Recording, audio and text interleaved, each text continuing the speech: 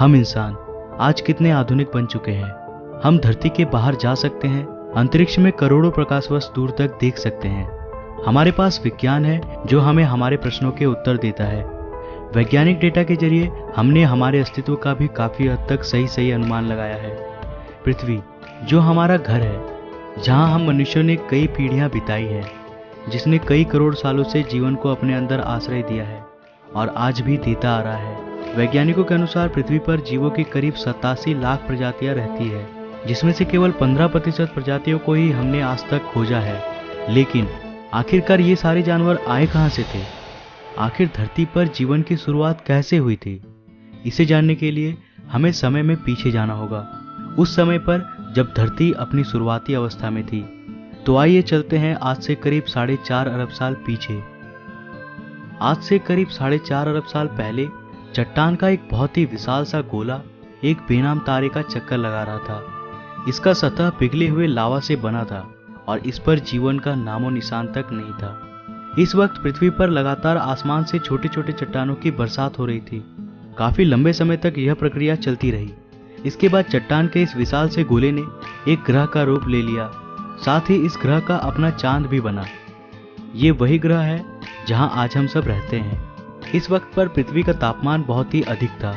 काफी लंबे समय बाद हमारे ग्रह का तापमान थोड़ा सा ठंडा हुआ और इस पर एक ठोस सतह का निर्माण हुआ। करीब 3.9 अरब साल पहले इसने फिर से आग के गोलों की बारिश का सामना किया, जिसे हम कहते हैं द लेट हैवी बम्बार्डमेंट। और इस वक्त धरती पर केवल छोटे चट्टान ही नहीं, बल्कि इसके साथ साथ उल्कापिंडों की भी बारिश हो रही थी।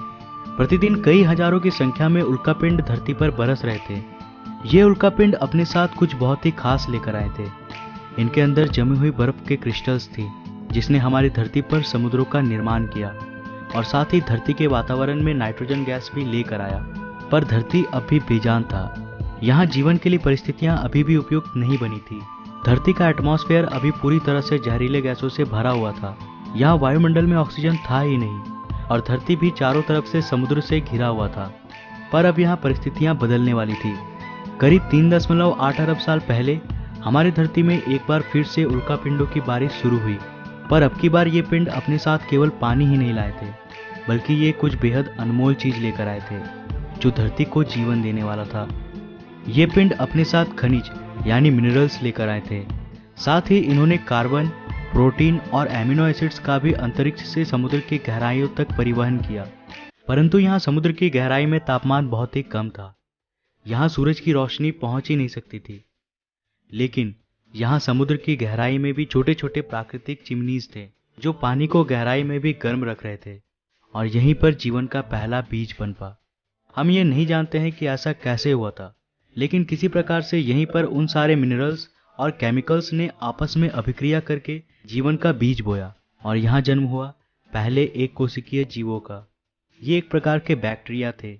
ये बैक्टीरिया समुद्र में बहुत ही तेजी से बढ़ने लगे। अब ये पानी पूरी तरह से इन सूक्ष्म एक कोशिकीय जीवों से भर गया था। कई करोड़ साल बाद, यानी आज से करीब 3.5 अरब साल पहले, समुद्र के अंदर इन बैक्टीरियाओं की संख्या इतनी बढ़ गई थी कि ये आपस में जुड़कर इस प्रकार के पत्थरों जैसी संरचनाओं में बदल गए थे, जिसे कहा जाता है स्ट्रोमेटालाइट्स। ये एक एक चट्टान अपने आप में बैक्टीरियाओं की एक पूरी बस्ती थी। ये बैक्टीरिया सूरज की रोशनी को भोजन में बदलते थे और इस प्रक्रिया को हम बेहतर रूप से जानते हैं प्रकाश संश्लेषण के नाम से। इसी प्रक्रिया में ये एक उत्पाद, एक बाय प्रोडक्ट को निकालते थे, एक गैस, ऑक्सीजन। इन सूक्ष्म जीवों ने धरती पर एक सबसे अनमोल चीज का निर्माण किया, जो धरती में जीवन को पनपने के लिए सबसे ज्यादा महत्वपूर्ण था। और वास्तव में इसके बिना धरती पर कोई जीव जीवित नहीं रह पाता। करीब 2 अरब सालों तक पृथ्वी के वायुमंडल में ऑक्सीजन की मात्रा लगातार बढ़ती रही। आज से करीब 1.5 अरब साल पहले धरती में अब भी किसी प्रकार का कॉम्प्लेक्स लाइफ विकसित नहीं हुआ था और ना ही धरती पर इतने बड़े बड़े महाद्वीप थे। धरती पर केवल छोटे छोटे द्वीप थे जो चारों तरफ से पानी से घिरे थे। मगर अब धरती के क्रस्ट में हलचल होने लगी। इससे धरती की सतह कई सारे टेक्टोनिक प्लेट्स में टूट गई। फिर इन प्लेट्स में मूवमेंट के कारण ये सारे छोटे छोटे द्वीप आपस में जुड़ गए और एक सुपर कॉन्टिनेंट का निर्माण किया, जिसका नाम था रोडिनिया। इस वक्त धरती का तापमान 30 डिग्री सेल्सियस था और धरती का एक दिन 18 घंटों का था। मगर अब समय के साथ यहाँ परिस्थितियां बदलने वाली थी। आज से करीब 75 करोड़ साल पहले धरती की रूपरेखा बदल रही थी। धरती का सुपर कॉन्टिनेंट अब 2 भागों में टूट गया और धरती के नीचे का लावा ज्वालामुखी विस्फोट के साथ धरती की सतह पर निकलने लगा। इन विस्फोट के कारण धरती में कार्बन डाइऑक्साइड की मात्रा काफी बढ़ गई। अब धरती का आसमान इन कार्बन डाइऑक्साइड के घने बादलों से घिर चुका था। इन बादलों से लगातार अम्लीय वर्षा यानी एसिड रेन्स होने लगे। इससे धरती के वातावरण का अधिकतर कार्बन डाइऑक्साइड धरती के चट्टानों पर कार्बन के मोटे मोटे परत के रूप में जमने लगे, जो इस बारिश के पानी के साथ बरस रहे थे। इससे वायुमंडल में कार्बन डाइऑक्साइड की मात्रा में भारी कमी हो गई और अब धरती का वायुमंडल सूरज की गर्मी को रोकने के काबिल नहीं रह सका। इससे धरती का तापमान बहुत ही तेजी से कम होने लगा और धरती पर पहले हिमयुग यानी आइस एज की शुरुआत हुई। ये आइस एज अब तक का सबसे लंबा आइस एज था, लेकिन ये भी हमेशा के लिए नहीं रहने वाला था।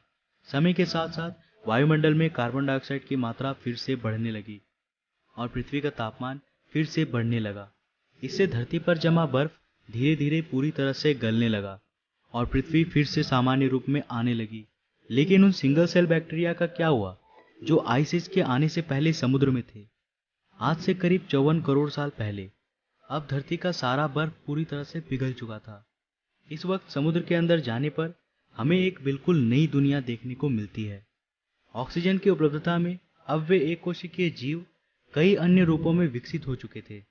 यहाँ चारों तरफ समुद्रीय पौधे, ऐसे अजीब से छोटे छोटे समुद्री जीव थे। साथ ही ये दैत्याकार समुद्री दानव भी था, एनोमेलाकैरिस।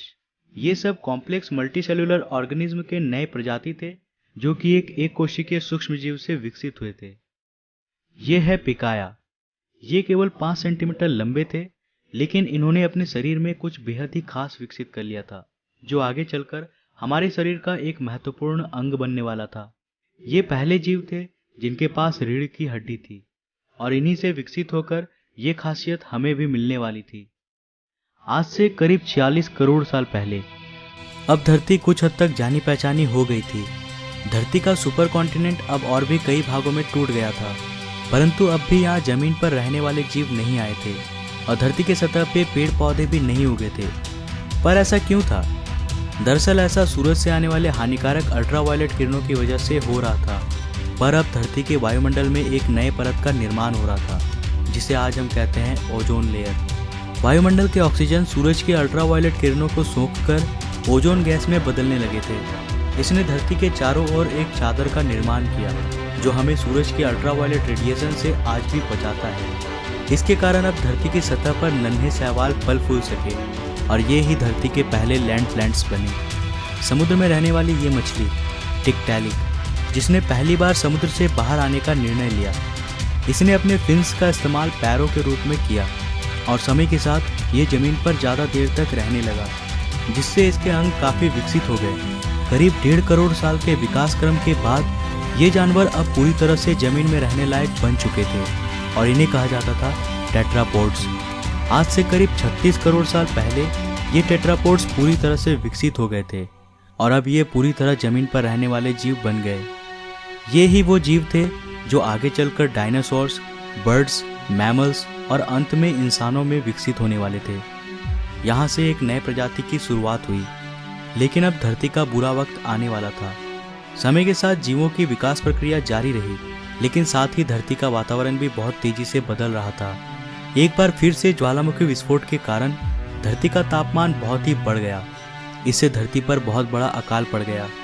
इस अकाल में लगभग सारे पेड़ सूख गए और धरती पर जीवों की कुल 95% आबादी साफ हो गई। इस अकाल में कुछ जीव ही जिंदा बच पाए, जिन्होंने जिंदा रहने के लिए कुछ भी खाना शुरू कर दिया और गर्मी से बचने के लिए जमीन के अंदर रहने लगे।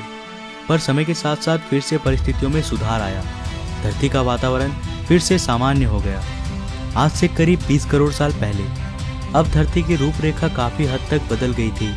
ज्वालामुखी विस्फोट से नए भूभागों का निर्माण हुआ, जिन्होंने आपस में मिलकर एक सुपर कॉन्टिनेंट का निर्माण किया जिसका नाम था पेंजिया। अब धरती अंतरिक्ष से काफी हद तक आज की जैसी दिखाई देती थी। इतने बड़े अकाल के गुजरने के बाद धरती वापस से सामान्य हो गई। सतह पर फिर से नए पेड़ पौधे उगने लगे और धरती पर जो 5% जीव बच पाए थे वे अब विकसित हो चुके थे और एक बिल्कुल नए प्रजाति का जन्म हुआ था जो आने वाले समय में धरती पर अपना शासन चलाने वाला था। वे थे डायनासोर्स। डायनासोर्स असल में उन्हीं 5% रेंगने वाले जीवों से विकसित हुए थे जो उस अकाल में खुद को किसी प्रकार से बचा पाए थे। डायनासोर्स के भी कई प्रजातियां थी, कुछ शाकाहारी थे तो कुछ मांसाहारी। कुछ डायनासोर्स बहुत ही शांत स्वभाव के थे तो कुछ बहुत ही हिंसक। डायनासोर्स ने भी काफी लंबे समय तक धरती पर राज किया। करीब 11 करोड़ साल तक ये धरती पर फल फूल रहे थे। पर इसके बाद क्या हुआ? सारे डायनासोर्स कहाँ विलुप्त हो गए और इंसान कहाँ से आए? ये हम जानेंगे अगले एपिसोड में। तो आज के लिए बस इतना ही। अगर आपको दूसरा एपिसोड चाहिए तो इस वीडियो को लाइक करो।